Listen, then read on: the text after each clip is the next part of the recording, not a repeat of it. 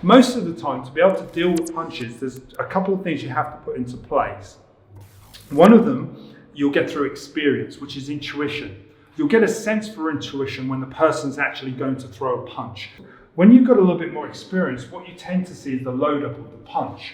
So you could be talking to the guy, and we have our distance, and he's arguing, I've got my hands on, I'm doing all the right things, okay? And then I see the little twitch of the shoulder, or I see the angle of the body, I get the position, okay, of how he's standing.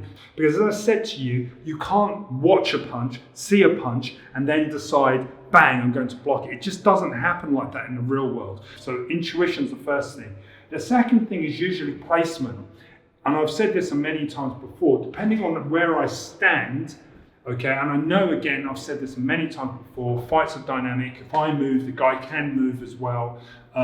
So if I move off to your side, he can start to move off to his side, and vice versa. If I start to move, he can start to rotate. I know that. But sometimes when people are arguing and they're really intent on getting in your face, they do move, but they actually are so focused, tunnel visioned on you, that actually with subtle changes and subtle movements, and this is a good little tip for you.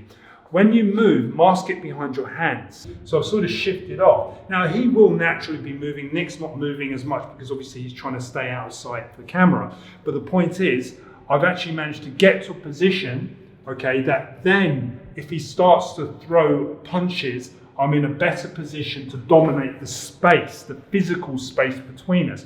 I can get inside the arms a lot easier because, let's face it, most people swing punches in street fights. They throw gross motor punches. Either way, here's the point.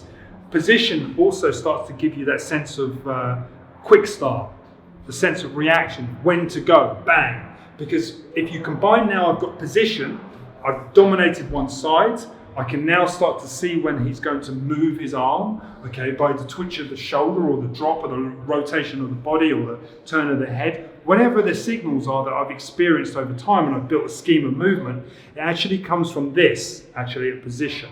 So let's just recap that. So we've got the position, we've got actually intuition of movement. One last point, because this is in threes, is actually where you are can also give an idea of what he's doing. So this is where I always go back to my circles and lines theories. If someone throws a round punch, you always move on the inside of a round punch. If he throws a straight punch, you always move on the outside of a straight punch. Now, always is obviously quite dogmatic. You do your best to, because in reality, it may not always play out like that. You may not be able to get to the outside, or you may not be able to tell, but if you train, you should get some intuition for it.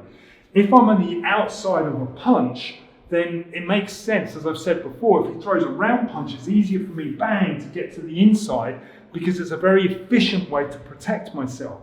Because on the inside, if I go on the inside, however, bang, it leaves me more exposed. So what I want is my arm on the outside, so bang, when he moves, I'm on the inside. Can you see the efficiency of that? Now that is an easier way to block punches. If you can manage to get some sort of either control of position or control of tactile contact of arm, it's much easier to deal with bigger punches coming in because you've got a more efficient way of detecting the punch. It's a very, very simple concept. Okay, so the point is, your action is always going to be a stage behind their reaction. What you can do to develop your ability to react or act faster, this is a lot of things that we're trying to sort of get in, is that you should try to put the variables on your side, in your favor. So, just to recap, try to get your position, try to look for the indicators of the strike. So hopefully that's been some advice. It's been practical as always. I try to keep it simple and useful. If you've got any comments, feel free to leave them. If you haven't subscribed, please subscribe. Click the bell notifications because it does make a difference. It does give you our updates on what we're doing, and hopefully you like it. Thanks for watching.